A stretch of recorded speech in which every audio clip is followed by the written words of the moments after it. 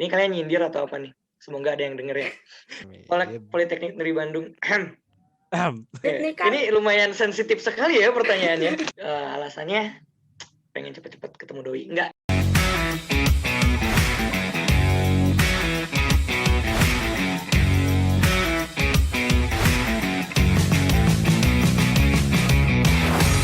Halo Kemapolban, kalian lagi dengerin Siniar Teka-Teki Podcast Temu Kamu, Temu Kita. Sebelumnya kenalin dulu nih, di sini ada aku, Talita Rizka Margaretna, ditemani dengan partner aku, yaitu Fakar Muhammad Faza. BTW nih Kar, ini kan acara Siniar Teka-Teki gitu ya. Nah, podcastnya tuh podcast Temu Kamu, Temu Kita. Nah, hari ini tuh kita bakal ketemu sama siapa sih, Kar?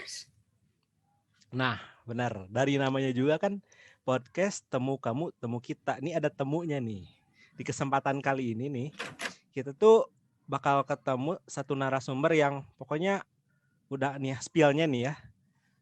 Ada orang ini tuh baik, soleh, pintar, kasep. Wah, complete edition pokoknya mah. Pokoknya mah yang terbaik di Polban gitu ya, Kar ya. Kalau misalkan kita bisa sebut mah. Siapa sih, Kar? Aku jadi makin penasaran nih. Boleh langsung dipanggilin aja nggak nih, Kar? Boleh banget. Kalau gitu, nih aku panggil ya nih. Untuk narasumber ada Akang. Siapa ini? Halo Akang. Halo. Gimana? Suara saya cukup terdengar atau tidak? Terdengar, Kang. Oke, mantap.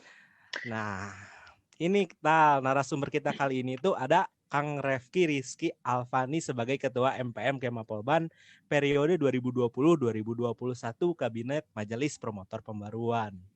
Panjang banget itu titelnya. Bener nggak, Kang? Oh. Ya, itu panjang banget. Tapi bagus. Berarti jelas banget ya, detail. Benar.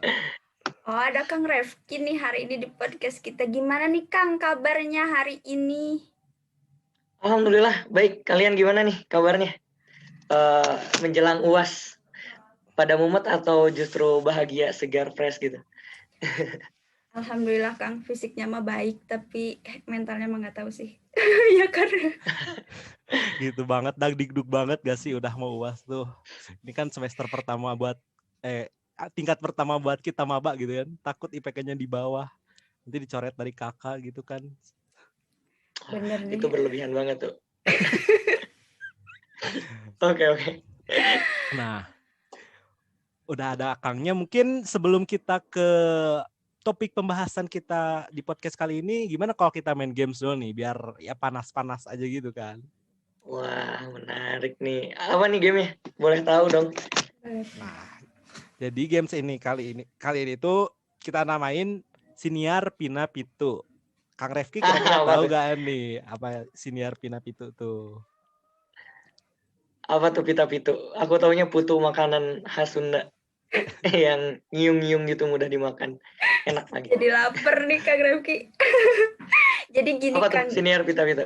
Oke, jadi gini Kang, Talita coba jelasin sedikit ya Kang. Jadi Siniar Pina Pitu ini singkatan dari pilih ini, pilih itu. Nah, kalau bahasa kerennya tuh jadi kayak this or that gitu loh Kang. Nah, jadi nanti Kang Refki bakal dikasih pertanyaan sama aku dan Fakar untuk milih dua pilihan nih Kang. Misalnya milih makan atau milih minum. Nah, kayak gitu. Nah, nanti Akang boleh pilih salah satu dari keduanya. Setelah itu Akang boleh ngasih alasan singkat begitu. Kenapa Akang milih pilihan Akang gitu Kang, gitu bukan Kang? Yep. Oke, boleh. Susah nggak nih?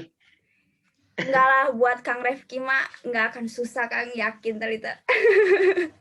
Aduh, saya takut nih, takut tiba-tiba nggak bisa jawab. Oke, gimana nih Kang? Udah siap belum Kang? Oke, mangga. Gimana? Penasaran juga. Gas lah Kang. Pemasan dulu nih. Kalau gitu dari pilihan pertamanya nih Kang. Okay. Menurut Akang mending nggak dapat KTM atau Jaster? Aduh, ini sebenarnya aku udah dapat sih. Ini pertanyaan anggap buat aja itu harusnya? Untuk kita Kang. Oh, buat aku. Salah ini pertanyaannya salah Kang. Oke. Pilih KTM atau pilih Jaster ya? Sebenarnya kalau Jaster itu kan buat buat kita bisa pasang SG di IG kita sebagai mahasiswa bangga gitu ya Polban. Tapi kalau buat KTM kayaknya lebih penting sih. Akang pasti pilih KTM sih. Soalnya kalau Jaster ya tadi sih tujuannya buat bangga-banggaan, tapi kalau KTM kayaknya penting juga buat beasiswa. Tergantung sih. Kalau misalkan emang penting banget ya Akang mungkin pilih Jaster, tapi kayaknya pilih KTM dulu aja. Ini kalian nyindir atau apa nih? Semoga ada yang denger ya. Ya begitulah Kang, sedikit curahan hati kami. Betul. Aduh, semoga cepat-cepat ya distribusinya. Amin. Politeknik Negeri Bandung. Pokoknya hashtag Jaster untuk 20. Semoga ya. Oke. Gimana lagi? Ada lagi nih? Ada lagi Kang. Lanjut nih Kang. Ini lumayan sensitif sekali ya pertanyaannya. Ini masih pemanasan Kang. Udah panas duluan. Belum panas. Oke. Oke, lanjut aja nih Kang ya yang kedua. Akang lebih milih kuliah hybrid atau full online sekalian nih Kang? Gimana ya? Sebenarnya kalau misalkan dalam hati pribadi ya pasti pilih kuliah hybrid lah. Alasannya pengen cepet-cepet ketemu doi. Enggak, canda. Enggak, ya pastinya kalau kuliah hybrid kan praktikum gitu ya. Semoga aja nantinya lebih enak juga ngobrol sama teman-teman. Nah, pasti, tapi yang terpenting sih selain kuliahnya nanti bisa hybrid sih kalau menurut Akang, terpenting adalah semuanya aman-aman aja gitu. Jadi meskipun nanti kita hybrid gitu ya, tapi semuanya nggak ada yang terkendala atau apapun. Pokoknya harus benar-benar harus disiapin banget sih. Hybrid. Kangen kuliah luring pasti.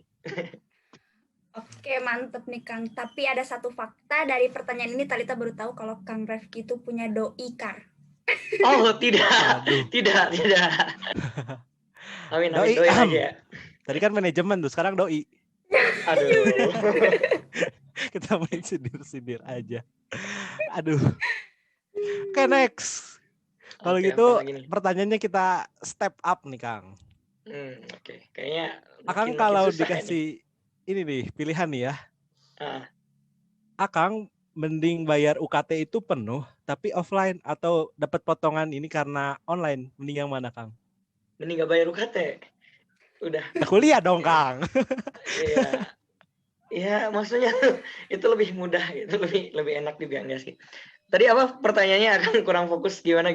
Jadi kan kalau Akang kuliah offline itu pasti full UKT-nya tuh Kang. Tapi kan karena keadaan online kayak gini harusnya kita dapat potongan tuh Kang. Jadi mending Akang itu kuliah offline full tapi UKT-nya full juga, atau Akang kuliah online tapi dapat potongan UKT. Waduh, masalahnya Akang mau milih yang manapun kayaknya nggak akan terjadi dua-duanya ya. Enggak, canda. Enggak itu. Ya maksudnya ya pastilah mending kuliah offline tapi bayar full gitu kan, jelas gitu ya. Kita dapat fasilitasnya juga oke. Terus juga ya kita juga bayar dapat benefitnya dibandingkan kita kuliah offline, meskipun ada pemotongan pun pasti nggak akan full kok fasilitasnya. Itu kerasa banget sih, hampir 2 semester kita nggak dapat beneficial yang benar-benar full facility. Tapi gimana pun ya emang ini kena keadaan gitu. Maksudnya kayak kita nggak bisa nyalahin siapapun, entah itu institusi ataupun mahasiswa gitu ya. Pasti karena semuanya juga terdampak menurut Akang gitu ya. Jadi kayak misalnya tadi masalah pemotongan UKT, kita nggak tahu nih kebijakannya seperti apa, karena pada dasarnya itu bukan hanya institusi aja gitu yang memutuskan, bukan hanya keinginan mahasiswa doang, pasti seluruh mahasiswa juga pengen ada pemotongan, tapi balik lagi gitu, itu jadi keputusan yang memang tingkat pusat juga di tingkat kementerian yang harus kita lebih kaji bersama. Jadi serius nggak ramai. Lanjut. Akang kayaknya udah panas duluan nih. Iya. Kayaknya padahal baru dipancing ini kan. Iya, Akang kayaknya ini kalian pertanyaannya gila-gila semuanya. Lumayan. Simpen dulu aja Kang, itu nanti kita panas-panasin di topik ini. Oke. Ini kalian mau nyoba jadi ini ya peserta rakoor ya, banyak nanya ya. Kita nggak nyinggung ke situ loh ya Kang. Oke. Lanjut. Oke.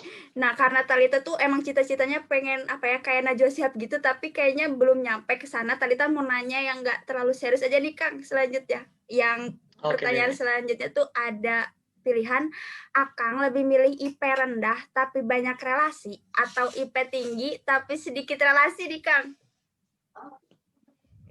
IP rendah, banyak relasi, IP tinggi. Rendahnya seberapa nih? Ini nggak dikasih parameter nih. Maksudnya rendah di bawah 3 gitu atau gimana? Pokoknya rendah menurut Akang lah, di bawah target Akang gitu.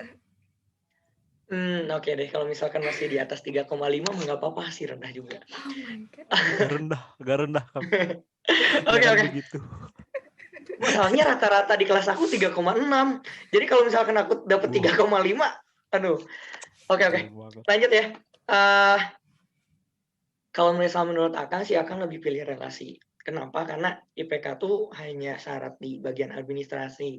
Jadi Akang pernah ada yang bilang ya dari cutting Akang dulu, ya kita waktu masuk kerja tuh ya IPK tuh cuma syarat doang. Tapi ketika kamu pengen masuk kerja gitu ya, lagi-lagi relasi itu yang paling penting. Contohnya nih, kayak misalnya ketika kemarin pas mau masuk magang gitu. Kalau kita nggak punya kenalan dulu itu tuh susah banget. Makanya kayaknya relasi itu penting. Meskipun dari segi etis kadang-kadang sering dipertanyakan, tapi relasi dalam segi positif penting banget sih, khususnya bukan hanya soal bisa gampang masuk kerja, tapi yang paling penting tuh kita punya silaturahimnya juga.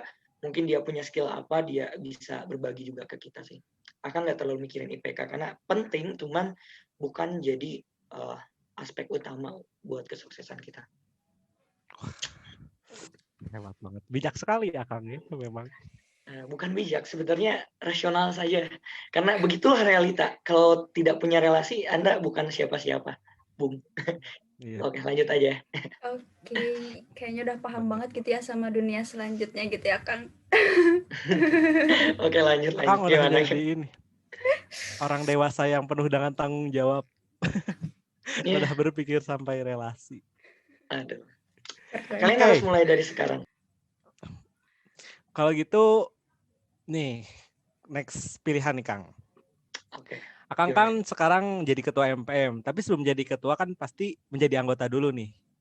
Sekarang pilihannya, kalau dikasih pilihan untuk stay jadi ketua atau jadi anggota lagi, pilih mana Kang? Ya pasti saya milih anggota lah. Kalau misalkan mau milih lagi.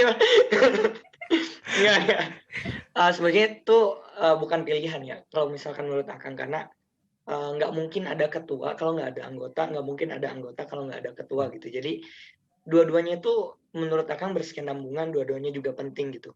Makanya Akang tuh agak sedikit heran kalau misalnya kebanyakan misalnya proker-proker atau misalkan kegiatan seminar berfokus terhadap kemampuan kapasitas kepemimpinan atau menjadi pemimpin yang baik. Padahal sebetulnya Akang tuh berharap banyak banget juga seminar yang membuat kegiatan seminar anggota yang baik gitu. Karena tanpa ya itu ya, organisasi yang bagus itu adalah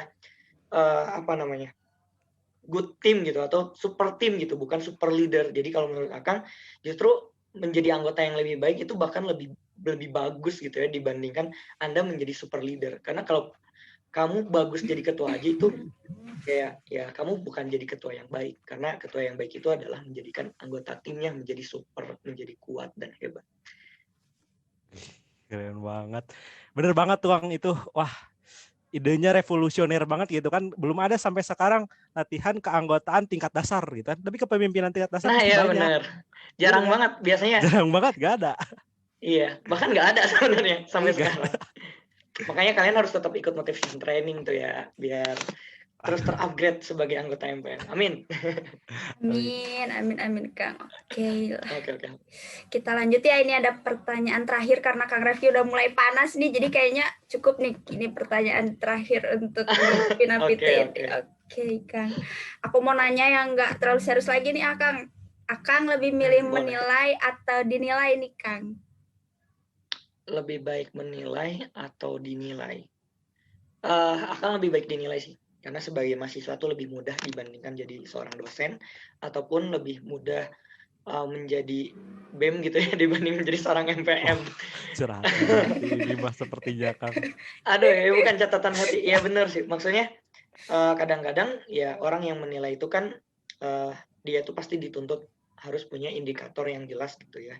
Kalau misalkan kita salah dalam penilaian, otomatis kita nggak serius gitu dalam menilai sesuatu ya. Ibaratnya ketika seorang dosen ngasih tugas sesuatu, tapi dia ngasih reward atau ngasih penilaian ke mahasiswanya tuh asal-asalan, pandangan kamu ke dosen itu seperti apa gitu kan? Pasti ya udah gitu, dosen kayak gini mah cuman formalitas aja, kita ngerjain tugasnya. Beda kalau misalkan dosennya emang killer dan emang fokus banget gitu penilaian, meskipun nggak killer amat ya, tapi tegas gitu dalam proses penilaian. Itu sih kalau menurut Akang. Dan kenapa Akang lebih suka yang dinilai gitu ya, misalkan karena Akang dulu pernah jadi eksekutif juga, kayaknya lebih enak gitu. Kita tinggal kerja aktivitas, meskipun memang nggak segampang itu juga gitu ya, karena emang setiap kerjaan itu punya rasa sulitnya masing-masing. Jadi nggak ada ini sih, nggak ada yang enak atau enggak, cuman akan lebih enak dinilai sih, karena mungkin kita nggak harus mikirin penilaiannya seperti apa. Yang terpenting kita bisa melakukannya dengan optimal gitu.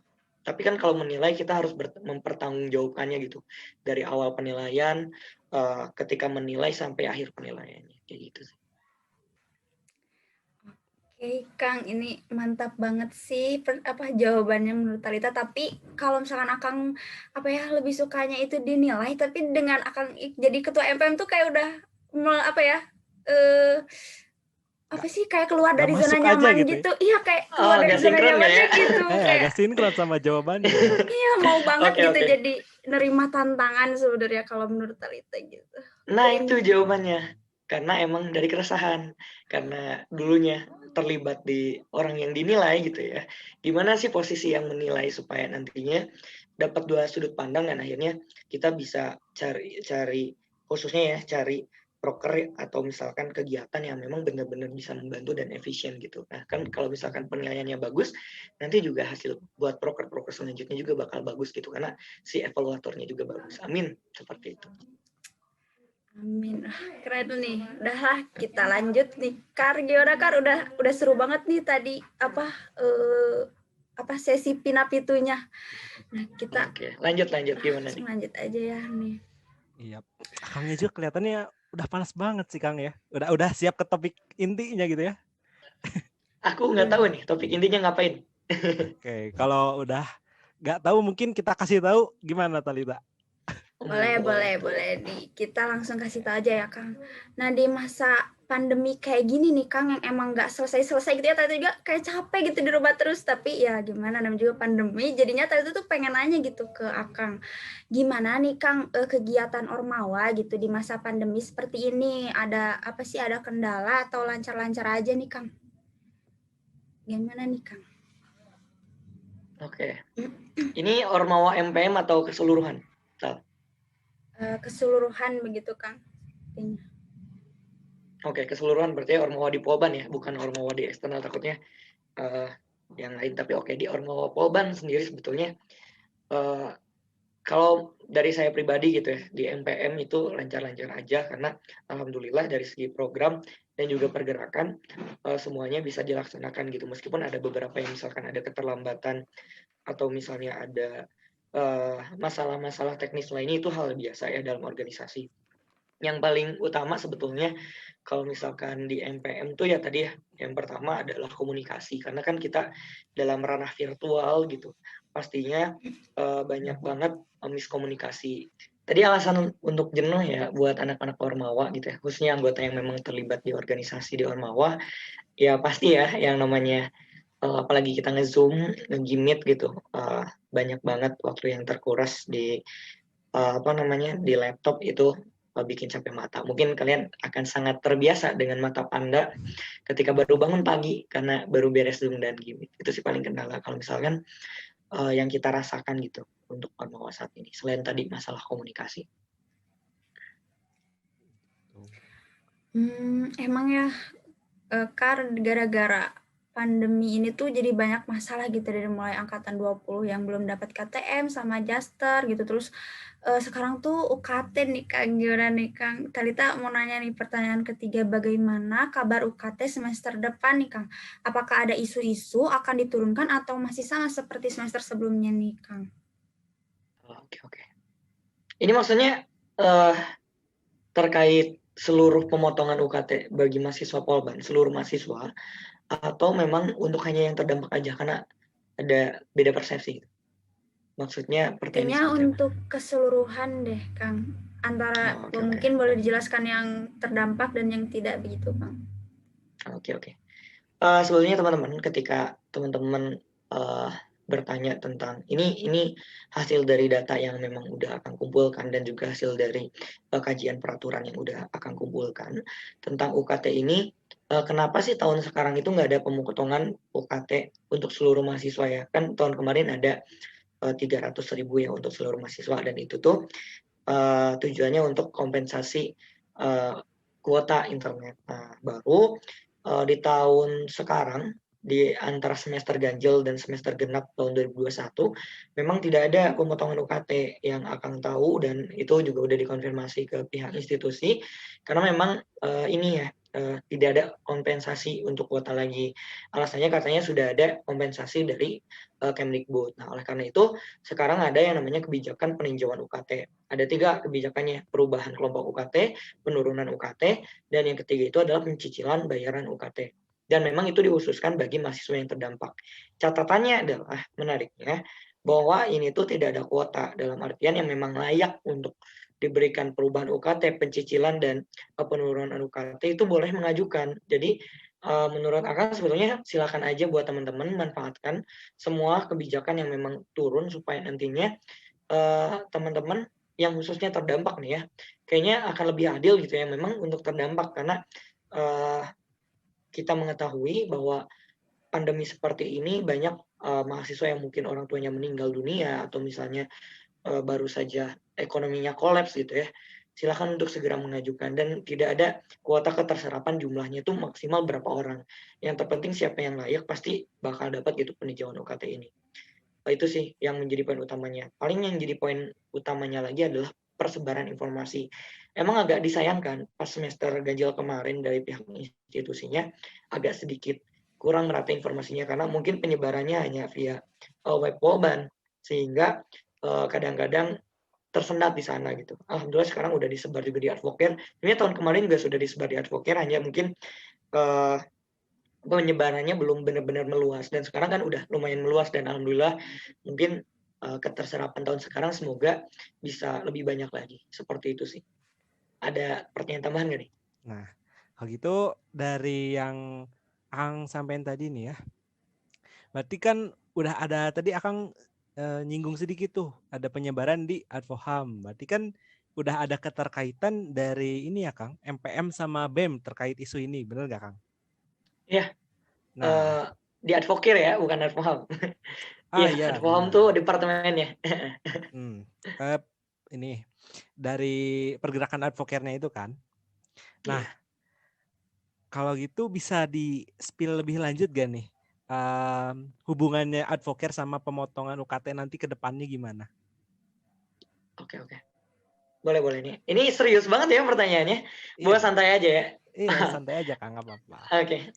Ini Akang jawab sebagai kapabilitas Akang sebagai ketua MPM yang memang dalam artian melihat kondisi bagaimana sih tindak lanjut aspirasi soal pemotongan UKT ini. Sebetulnya kita sudah melakukan penarikan aspirasi itu sejak awal ketika public hearing, kondisi UKT itu seperti apa, dan itu udah kita tarik juga gitu ya secara kualitatif kondisi mahasiswa seperti apa, dan data-datanya juga sudah kita serahkan ke BEM Polban, termasuk kita juga sudah menjaring 2 kali penjaringan kuesioner kuota gitu ya.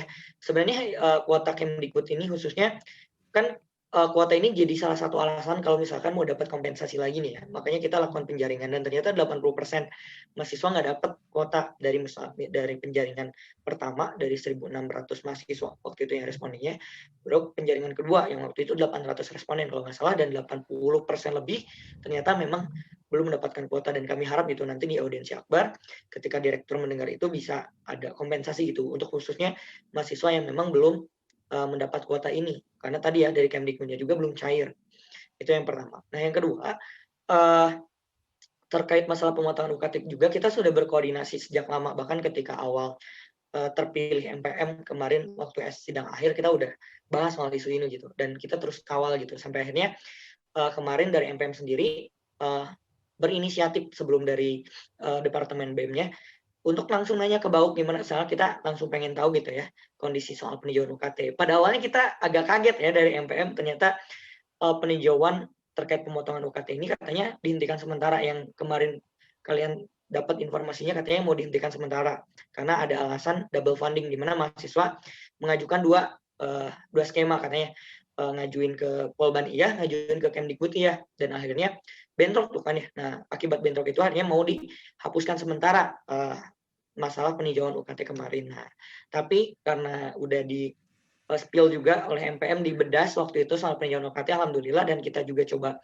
untuk eskalasikan ke BEM untuk terus kita follow up gitu ke manajemen gitu ya. Dan alhamdulillah kalau teman-teman lihat di nota pergerakan 100 hari Advoham ya, itu jelas banget soal pergerakan anak BEM khususnya yang nanya-nanya ke pihak manajemen, dan alhamdulillah peninjauan UKT akhirnya tidak jadi untuk dihapuskan sementara itu, dan akhirnya bisa buat mahasiswa ini jadi semacam angin segar juga, dan teman-teman harus manfaatin gitu, karena tadi yang menjadi masalah utama soal informasi kurang meratanya sudah bisa teratasi sekarang, di mana kita juga dari MPM kemarin udah nyaranin bukan hanya disebar di Advocare gitu, tapi sebar juga di IG BEM. Kenapa? Karena tingkat engagement atau tingkat keluasan informasinya bisa lebih menjangkau, dan semoga aja keterserapannya semakin tinggi gitu tahun sekarang.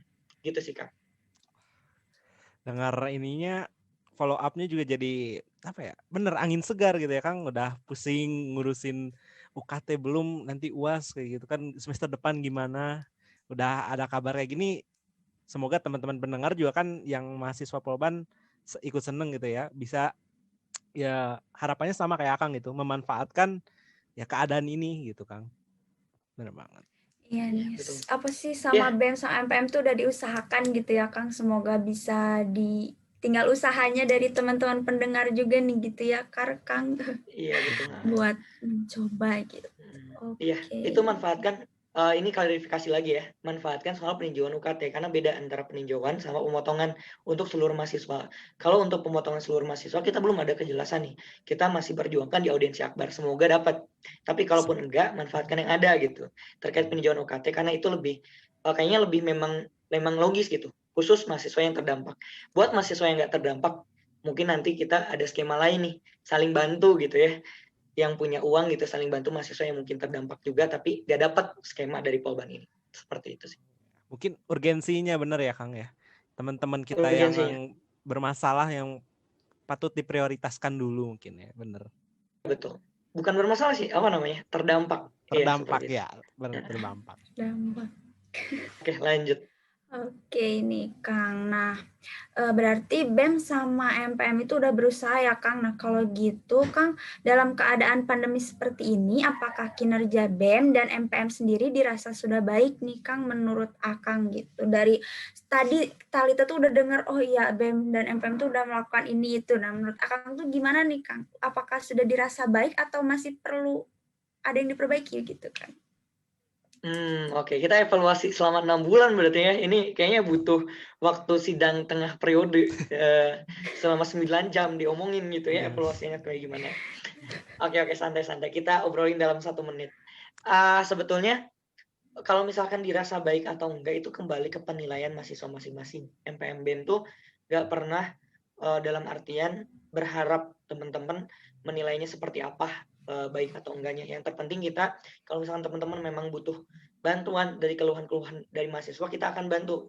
Contohnya kemarin soal mahasiswa tingkat akhir, misalnya ada yang muncul di media sosial, karena mungkin MPM belum tahu gitu masalah seperti itu, dan itu sangat benar-benar membantu MPM gitu. Kalau misalkan ada teman-teman yang mau speak up soal masalahnya, bukan hanya di media sosial, langsung ngobrol ke MPM secara langsung atau ke saya sekalipun mangga gitu. Karena pada dasarnya yang kita butuhkan adalah informasi, karena kita juga coba cari informasi, tapi kadang-kadang ada hal-hal yang luput dari kita, mungkin itu yang jadi evaluasian. Kayak misalnya ada beberapa permasalahan di lingkup mahasiswa kita nggak tahu, mungkin karena tadi kita perlu lebih banyak door to door gitu ya, dan mungkin nanti kita akan coba lebih perkuat lagi gitu aspek door to door ini. Tapi teman-teman dari mahasiswa juga mah nggak, kalau misalnya ada masalah sampaikan, karena kita pasti akan bantu gitu dalam prosesnya. Meskipun kita akan nggak ngasih ekspektasi juga ya, sesuai dengan kapabilitas kita sebagai mahasiswa. Nah yang kedua, sebetulnya dari evaluasi yang kemarin, Akang nggak akan bilang baik atau enggak, cuman Akang apresiasi, khususnya baik itu MPM ataupun BEM sebagai subjektivitas Akang gitu, subjektivitas saya gitu, bahwa teman-teman BEM udah banyak proker yang udah berjalan juga, mereka udah berusaha juga, lelahnya itu tahu gitu, keringat mereka tuh ada gitu. Bahkan teman-teman MPM yang saya lihat dari anggotanya juga banyak mau terlibat gitu, dalam artian capek malam-malam merapat dan lain-lain, itu sebetulnya bukan menilai baik atau tidak, tapi sebagai bentuk apresiasi bahwa sebetulnya MPM dan BEM tuh nggak diam gitu, dan diam untuk mahasiswa gitu. Pasti kita akan selalu mendengar apapun yang menjadi keluhan, dan kita pasti akan terus bantu. Kalau misalkan hasilnya seperti apa, kita juga nggak tahu gitu, karena lagi-lagi itu adalah urusan yang dalam artian banyak faktor kalau misalkan tidak berhasil atau enggak. Tapi sejauh ini saya merasa bangga dengan anggota MPM yang saya miliki, dan bangga juga kepada BEM yang memang sudah berjuang gitu untuk membantu kebutuhan mahasiswa. Seperti itu sih, Tal dan Kakak. Ini udah berapi-api banget ya saya. Berapi-api bener, Kang. Udah jiwa ketua MPM-nya kelihatan banget gitu, Kang. Aduh, enggak. Udah. Bentar lagi demis kan. Langsung cengher lagi. Iya. Tapi deh ya, Kang. Tadi kan Kang tuh kan sebutkan tuh ya, Kang, udah berlelah-lelah gitu kan. Kalau Fakar kasih dilebih-lebihkan, mungkin pokoknya udah jadi tamengnya mahasiswa di depan banget di keadaan pandemi sekarang gitu ya, Kang. Mulai dari nyampein aspirasi sebisa mungkin, seoptimal mungkin, walaupun ya gak ada kepastian gitu untuk hasilnya. Nah, mungkin dari yang selama ini Akang rasain ya, apa sih yang bikin Akang tuh ngerasa waktu Akang menyampaikan aspirasi kayak gini tuh jadi tantangan terbesar Akang gitu, kendalanya itu apa gitu, hal-hal yang bisa menjadi aku tuh udah sesusah ini gitu, udah semua usaha dilakukan, tapi gara-gara ada hal ini tuh serasa berat aja gitu untuk Akang. Oke. Kayaknya ini Akang jawab bukan sebagai MPM atau bukan, ini kayaknya sebagai bentuk keluhan teman-teman juga gitu ya, anak MPM ataupun BEM, yang memang dalam artian selain aspirasi mahasiswa kayaknya butuh juga nih ya untuk mengeluarkan aspirasi MPM dan BEM. Bukan untuk kita mengeluh, tapi dalam artian supaya teman-teman juga tahu tantangan MPM dan BEM itu seperti apa, dan kita juga tahu gitu dinamikanya seperti apa. Dan semoga ini bisa jadi semacam pencerdasan dan klarifikasi terkait berbagai macam hal yang mungkin banyak sekali pertanyaan. Oke, yang pertama, sebetulnya terkait keluhan dan aspirasi mahasiswa itu perlu kita ketahui, tidak semuanya itu bisa kita eskalasikan secara sempurna. Alasannya, kadang-kadang keluhan mahasiswa gitu ya, berbeda dengan aturan di manajemen. Jadi, BEM dan MPM sebagai penengah di antara dua pihak, antara institusi dan juga mahasiswa, tentunya dua-duanya punya pandangan yang berbeda, dan kadang-kadang punya pandangan yang sama juga. Dan dalam artian yang paling sering beradu itu adalah masalah aturan. Di institusi misalnya bilang aturannya nggak bisa A, B, C, D, E, F, G. Nah ini bertentangan banget dengan harapan dari mahasiswa. Nah disinilah biasanya MPM ataupun BEM melakukan semacam win-win solution. Gimana supaya kita juga tidak melanggar aturan? Karena kalaupun kita melanggar aturan itu juga akan nggak akan ngaruh gitu. Kita mau seberusaha apapun, kalau kita mau melanggar aturan itu tuh nggak mungkin bisa diterobos gitu. Tapi kita cari celahnya seperti apa, makanya kita lakukan kajian peraturan, kajian kebutuhan mahasiswa seperti apa, supaya nanti mix and match-nya jelas. Apa nih yang bisa nggak melanggar aturan tapi seluruh keluhan mahasiswa itu bisa terjamin. Itu sih yang pertama, adalah bentrokan antara keluhan ataupun harapan mahasiswa dengan aturan yang memang yang dikeluarkan oleh institusi. Nah yang kedua biasanya adalah masalah waktu. Nah kita tuh dikejar banget dengan yang namanya waktu. Kenapa dikejar banget dengan yang namanya waktu? Karena kadang-kadang yang namanya aspirasi ini menurut Akang tuh momentumnya itu harus tepat gitu. Kayak misalkan masalah UKT, kita nggak mungkin bisa sampaikan ketika awal-awal banget gitu. Karena kan belum bayar UKT.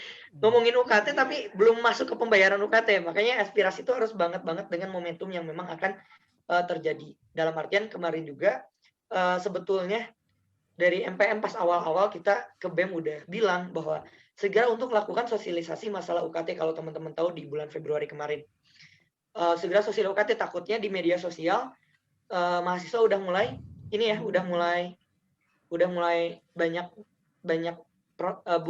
banyak beraspirasi gitu, mulai merasa gitu ya.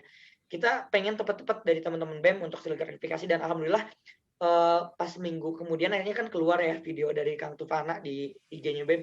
Nah itu, jadi emang MPM dan BEM tuh harus bergerak dengan waktu gitu. Kadang-kadang bisa aja ketika kita klarifikasinya dianggap terlambat atau misalnya terlalu cepat. Jadi kayaknya harus benar-benar tepat sasaran dan tepat waktunya supaya si aspirasi ini tuh sampai ke manajemennya juga enak dan juga ke mahasiswanya juga jelas gitu. Nah, oleh karena itu kemarin dari MPM kenapa UKT itu pas sebelum UAS, karena bentar lagi mau bayar UKT, dan alhamdulillah kan itu ada juga pergerakan yang mana bisa menampung semua masalah-masalah, dan akhirnya ada kebijakan nih dari Polban untuk peninjauan UKT, dan semoga itu bisa jadi jawaban kayak gitu. Jadi itu dikejar waktu, momentumnya harus tepat. Oke. Kalau gitu emang ini ya Kang, apa ya, walaupun kompleks gitu permasalahannya. Ya nggak sih Kang, terus kayak si situasinya juga gini, bener kan, kayak apa ngeharapin sesuatu di keadaan yang kayak gini tuh susah banget gitu. Boro-boro mau kuliah, ini organisasi gitu yang harusnya kita tuh mungkin langsung ke mahasiswanya langsung gitu kan, ngadepin ke mahasiswanya resahnya apa, ini kan terbatas sama waktu dan tempat juga gitu. Iya nih. Jadi apa sih MPM sama BEM tuh emang jembatan antara mahasiswa sama manajemen tuh kayak selayaknya jembatan gak sih Kar gitu, kayak emang harus kokoh banget, harus berdiri tegak gitu di antara, ya dianggaplah kayak mahasiswa tuh sungainya gitu yang terjangannya juga ya nggak biasa gitu. Jadi MPM sama BEM juga harus kuat, harus kokoh gitu ya Kang. Bener nggak? Bener. Ini juga aku perhatiin dari tadi Kang Refki itu selalu menyatukan BEM dan MPM gitu. Walaupun itu dua organisasi yang berbeda, tapi dua itu tuh kayaknya nggak bisa dipisah gitu ya Kang, untuk menjadi apa, penolong mahasiswa di keadaan yang kayak gini tuh. Bener nggak Kang? Iya betul. Karena dua-duanya punya ranah yang berbeda, tetapi kalau salah satunya nggak ada, itu akan sangat berbeda gitu. Dalam artian BEM tidak bisa bergerak sendiri, begitupun MPM nggak bisa bergerak sendiri. Karena MPM sebagai penjaring data, BEM sebagai penggeraknya gitu ya. Itu dua-duanya saling berkesinambungan gitu. Jadi kalau menurut Akan, dua-duanya itu amat penting. Khususnya legislatif dan eksekutif itu harus tetap saling membantu, saling berkoordinasi. Meskipun misalnya nanti ada selek-selek sedikit, itu udah hal wajar. Karena memang tugas legislatif bahkan memang harus terus mengawasi gitu. Sesuatu yang bisa aja salah, bisa aja benar gitu dari pihak BEM gitu. Begitupun pihak BEM gitu yang nantinya sangat membutuhkan pihak MPM untuk bagaimana sih mengetahui dinamika masalah mahasiswa sekarang itu seperti apa. Jadi itu tuh saling berkesinambungan. Tadi ini ya Kang, sempat disebut ada selek-selek gitu ya. Mungkin itu bisa ini ya, jadi apa ya, suatu hal yang umum di organisasi, kayak rahasia tapi semua orang tuh kayak ini mah udah biasa gitu ya mungkin ya Kang. Iya, bukan seleksi sebenarnya, lebih itu agak sedikit sensitif kata-katanya. Bukan seleksi tapi lebih ke berbeda pandangan, dan itu wajar. Karena kalau misalkan ada berbeda pandangan, itu adalah bukti bahwa organisasi itu berjalan. Kalau misalkan organisasi MPM dan BEM misalnya ya pandangannya sama-sama aja gitu ya, itu bukan organisasi. Karena organisasi itu tadi dinamika gitu ya, penuh dengan sesuatu yang bersifat berbeda-beda gitu, sesuatu yang beragam, varieties, yang kita harus sadari itu bahwa itu harus terjadi. Kalau nggak terjadi, organisasi itu nggak jalan, dan organisasi itu nggak baik. Iya, seperti ini mungkin ya Kang, kalau misalkan diibaratkan antara orang yang pacaran tuh kalau misalkan nggak ada masalah tuh nggak akan langgeng gitu ya, kayak gitu-gitu aja jenuh gitu. Kalau misalkan ada permasalahan kan jadinya tuh apa ya, nanti saling mengerti gitu, karena setiap kita ngobrol tuh pasti kalau misalkan kita setuju-setuju aja mah bosen, terus jadinya nggak akan nemu hal yang terbaik gitu mungkin ya Kang. Jadi itu tuh hal biasa gitu ya Kang. Iya. Talita kayaknya curhat itu mah deh. Kayak ini Talita langsung dari hati, kedalaman hati. Bener. Nggak gitu, biasanya kan teman-teman pendengar kan jadi kayak lebih paham kalau misalkan sangkut pautin sama itu gitu, jadi nggak terlalu mumet gitu ya nggak sih? Pendengar ceritanya ini. Oh my gitu. God. Pendengar juga dilibatkan sekarang. Oke, kalau gitu gini Kang, ada satu pertanyaan terakhir nih, karena tadi mungkin Talita udah mengeluarkan isi hatinya, sekarang giliran Pakar nih kan. Fakar punya pertanyaan nih, dari Akang sendiri, tadi juga sempat disebut sih, tanggapan Akang mengenai angkatan Fakar nih, angkatan 2020 yang sampai saat ini itu belum dapat Jaster sama KTM-nya Kang. Sementara Kang juga tahu tadi kalau itu tuh dua alat identifikasi kita sebagai mahasiswa Polban gitu. Ntar kalau misalnya kumpul keluarga gitu kan, masuk kuliah mana sekarang? Polban. Mana buktinya? Lah saya bingung mau kasih apa. KTM nggak punya, Jaster nggak punya gitu kan. Nah, nanyanya bukan ke aku, karenanya ke Polban. Enggak. Nah ini jawab, ya. Opini Akang aja, nggak apa-apa. Oke, gini. Sebetulnya untuk aspirasi mahasiswa soal Jaster dan KTM itu udah sering banget di MPM tuh udah kita bahas ya, udah kita spill juga. Bahkan kalau teman-teman lihat di bagian tindak lanjut aspirasi sebelum public hearing, kita bahas juga tuh Jaster KTM. Itu bulan kemarin kalau nggak salah, bulan Januari atau bulan Februari. Artinya udah dari bulan Februari, Maret, April, Mei, Juni, Juli, Agustus. Udah 7 bulan kita spill soal Jaster dan KTM. Dan kita juga udah sampaikan, bahkan dari BEM juga sebenarnya udah juga terus di follow up. Kalau teman-teman tahu, akhirnya dapat surat kan ya, di bulan kemarin Juli kalau tidak salah, teman-teman harus ada pendataan. Sebetulnya Akang sedikit menyesalkan dengan surat yang keluar dari pihak Polban itu cukup terlambat sebetulnya untuk pendataan. Seharusnya di awal kalau misalkan sudah ada isu ini gitu ya, harus udah ada. Tapi semoga itu jadi bahan evaluasian kepada pihak Polban itu sendiri. Nah yang ketiga, poinnya adalah kemarin kita sudah bahas di konsolidasi juga, bahwa sekarang kita tidak bisa hanya menunggu keputusan ataupun kebijakan dari pihak institusi. Makanya kemarin bagus tuh dari Kang Firman, dan itu sependapat dengan Akang juga, bahwa kenapa kita tidak manfaatkan mahasiswa aja gitu. Dan yang menjadi masalahnya adalah kenapa kemarin distribusinya terlambat, karena Polban takut kejadiannya seperti wisuda, di mana terjadi kesalahan pengiriman. Kan banyak ya, ada sampai 2.000. Kalian berapa angkatan? 2.000 orang kan ya. Dan itu resiko data salah terjadi. Bahkan ya buat MPM aja gitu ya, kayak nyebar ID card gitu ya, 60 orang aja kesalahan pengiriman itu pasti terjadi. Begitupun 2.000. Nah ini yang menjadi masalahnya. Maka dari itu kemarin ada saran untuk kita mengecilkan datanya, dalam artian memecah datanya supaya nantinya pengirimannya atau monitoringnya itu lebih diperkecil gitu kan. Kalau data diperkecil itu seperti apa? Misalnya PJ-nya itu dari setiap daerah, jadi pendataannya itu dari setiap daerah. Kenapa setiap daerah? Karena supaya nggak sekaligus 2.000 gitu didata satu-satu checklist, kan agak susah. Tapi kalau misalkan per daerah itu kan enak. Jadi orang-orang bisa tahu gitu bahwa oh di daerah ini tuh yang belum dapetnya sih ini. Terus kalau ada salah seperti apa. Dan kemarin juga dari kita udah ngajuin supaya ada sistem retur. Dalam artian sistem retur ini kalau misalkan terjadi kesalahan dari segi konveksi atau kesalahan nama gitu ya di KTM-nya, gimana nih proses alur pengembaliannya. Nah itu yang kita akan coba tanya di audiensi akbar, dan semoga saja audiensi akbar ini menjadi jawaban gitu. Jawaban dari setiap permasalahan yang telah dikeluh kesahkan gitu ya. Dari angkatan 18, 19, 20, 17 gitu ya, mahasiswa tingkat akhir, mahasiswa baru, bahkan tahun 2021 sekarang yang harus kita tanya juga gimana skemanya. Kayak gitu sih. Cukup dari aku.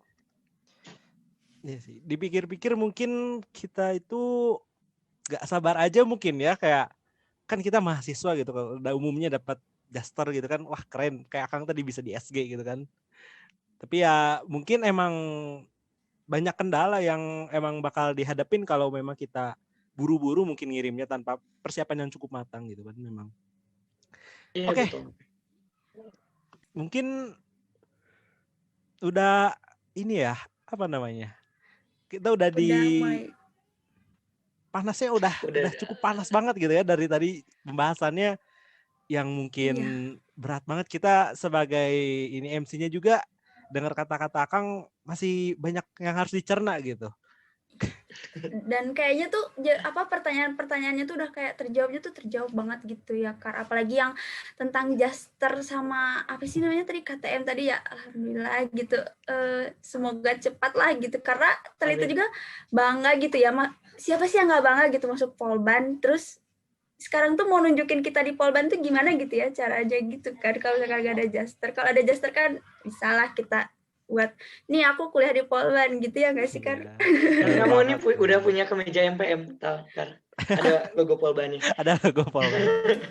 Keluar beli cilok pakai kemeja MPM ya nanti. Iya, gue mahasiswa Polban. Polban bener. Bener sih, nah, bener. Kalau gitu mungkin Fakar mau coba ini ya Kang, kasih tarik kesimpulan mungkinnya dari semua jawaban-jawaban Akang tadi. Kalau menurut Fakar nih ya, dari keadaan pandemi ini emang banyak banget gitu ya masalah dan keresahan yang dialamin sama mahasiswa sendiri. Nah, di sini datanglah peran BEM dan MPM itu yang menyalurkan aspirasinya itu secara optimal gitu, yang kata Kang tadi usahanya itu emang banyak banget dan gak sedikit juga mungkin mahasiswa yang masih ada keraguan gitu di BEM sama MPM. Dan dengan penjelasan Akang tadi itu, semoga ya orang-orang yang masih memiliki keraguan bisa lebih setidaknya mungkin mengetahui proses dan lebih menghargai prosesnya gitu dibandingkan menunggu dari hasil akhir aspirasinya itu sendiri gitu Kang. Nah, terus kendala-kendala yang Kang Refki sebutkan juga semoga aja nanti ke depannya itu bisa cepat terselesaikan, karena mungkin keadaannya semoga aja gitu yang dari Akang harapkan nanti kan mungkin bulan November itu udah mulai hybrid, mungkin bisa keadaannya lebih optimal juga bagi kita BEM atau MPM menyampaikan aspirasi-aspirasi dari mahasiswa itu gitu. Benar nggak Talita? Iya, betul nih. Pokoknya sebetulnya tuh kendala terbesarnya itu di masa online kayak gini gitu ya, di masa pandemi yang mengharuskan kita online tuh ada di komunikasi yang paling utama. Terus juga udah mulai jenuh gitu ya, 2 tahun, bayangin aja 2 tahun kita nggak kemana-mana gitu kan. Terus ya gitu, semoga apa ya, terus tadi juga sama Kang disinggung gitu kalau misalkan emang apa ya tidak ada penurunan UKT tapi ada peninjauan, jadi di teka-teki ini dimanfaatkan gitu ya Kang, sebaik mungkin gitu kesempatannya sudah kita usahakan, sudah kita apa ya coba jembatani kepada manajemen dan hasilnya seperti ini, adanya kesempatannya seperti ini, mohon untuk dimanfaatkan sebaik mungkin, diusahakan sebaik mungkin. Waktu kemarin kita udah usaha, sekarang gantian teman-teman yang usaha gitu ya Kang, kurang lebihnya. Begitu deh.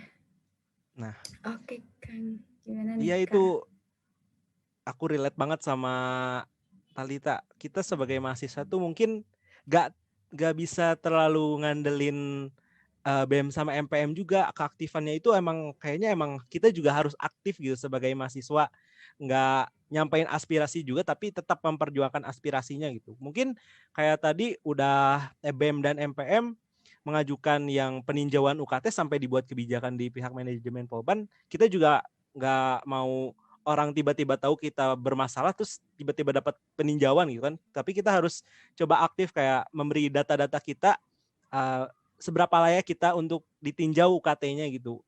Kan pihak manajemen Polban juga nggak bisa nebak-nebak siapa yang membutuhkan dan siapa yang enggak kan. Kita juga harus aktif berpartisipasi gitu dalam menyampaikan aspirasi ini. Nah. Betul banget nih Kar. Oke nih. Gimana nih Kar, udah puas belum nih ngobrol sama Kang Refki jadi Kar? Wah puas banget ini, gila ilmu yang diterimanya banyak banget pokoknya. Luar biasa ya. Seneng lah pokoknya. Apa sih narasumber pertama di episode pertama gitu, semoga bisa memuaskan, mungkin bukan keinginan kita doang, pertanyaan kita doang gitu. Mungkin ini tuh diambil pertanyaan ini juga karena umum gitu sama teman-teman pendengar lain memang ditanyakan gitu, dipertanyakan gitu ya, semoga bisa menjawab lah. Oke nih Kang, karena ini udah di ujung podcast, udah di ujung di ujung pertemuan kita. Betul, di ujung pertemuan kita nih Kang, Thalita dan Fakar gitu, mau mengucapkan terima kasih yang sebesar-besarnya kepada Kang Refky yang telah menyempatkan waktunya di sela-sela menuju UAS, di sela-sela mempersiapkan belajarnya, di sela-sela menyelesaikan tugas-tugas sampai terakhir lah, ini tugas-tugas terakhir kalau misalkan orang berjuang udah titik darah penghabisan gitu ya. Oke. Nah, betul. Jadi gimana itu nih? Kan tadi udah disampaikan juga kalau ini udah di ujung acara gitu. Mungkin enaknya gitu ya, sebelum kita menutup podcast kita kali ini gitu, mungkin ada kata-kata terakhir atau closing statement Kak, kata-kata terakhir kayak mau kemana Kang Refky-nya. Maksudnya untuk menutup podcast kita kali ini gitu, dari Kang Refky, boleh mungkin. Boleh nih Kang. Oke, siap, atur nuhun nih teman-teman. Oke, sebetulnya pesannya singkat aja. Akang hanya berharap bahwa apa yang telah kita sampaikan terhadap pihak institusi ataupun berbagai macam permasalahan di tengah pandemi seperti ini dapat segera terselesaikan, karena kita juga sudah jengah dengan berbagai macam permasalahan yang ada gitu sekarang, yang sudah semakin hari semakin menumpuk gitu ya masalahnya, dari Magister, UKT, kuota, dan terus menerus gitu tingkat akhir gitu. Semoga semuanya dapat terselesaikan dan semuanya bisa terjawab gitu masalah-masalah yang ada. Terus yang kedua, akan berharap kita terus berdoa, karena pada dasarnya balik lagi ketika suatu masalah sudah ada di titik puncaknya, doa adalah jalan awal dan jalan terakhir untuk kita bisa tahu apakah apa yang kita harapkan ini benar-benar sesuai dengan garis Tuhan, atau misalnya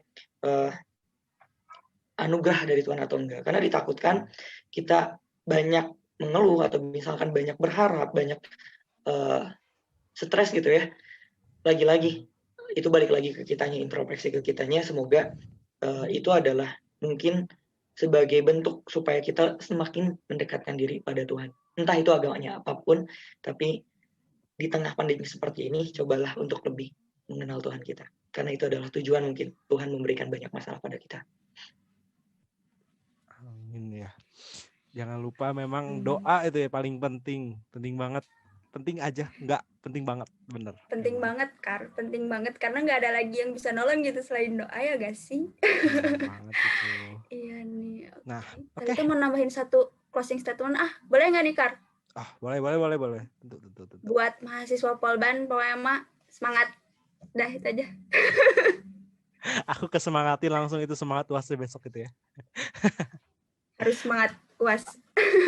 Nah, udah kalau gitu, sekali lagi terima kasih buat Kang Refky atas waktunya gitu, udah bisa hadir di sela-sela kesibukannya, mau berbagi ilmu ke teman-teman baik Fakar atau Thalita ataupun pendengar yang mendengarkan podcast ini gitu Kang.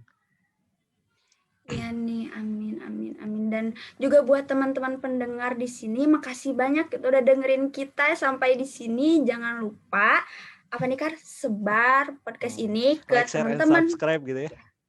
Iya betul. Sebarnya tuh jangan cuma ke teman-temannya doang, tapi ke mamahnya, ke bapaknya, ke siapapun lah yang mungkin mau tahu gitu. Ya bisa lah pokoknya, jadi mengetahui gitu ya keresahan-keresahan kita di Polban itu sebenarnya sudah bisa lah kita usahakan untuk ditangani sebenarnya, begitu ya. Karena jadi ya lah disebar aja pokoknya semaksimal mungkin. Nah, kayak gitu. Oke. Kalau gitu kita tutup podcastnya mungkin kali ini. Oke. Oh ya, jangan lupa tunggu kita di episode selanjutnya. Bener nggak? Next episode nih, coming soon.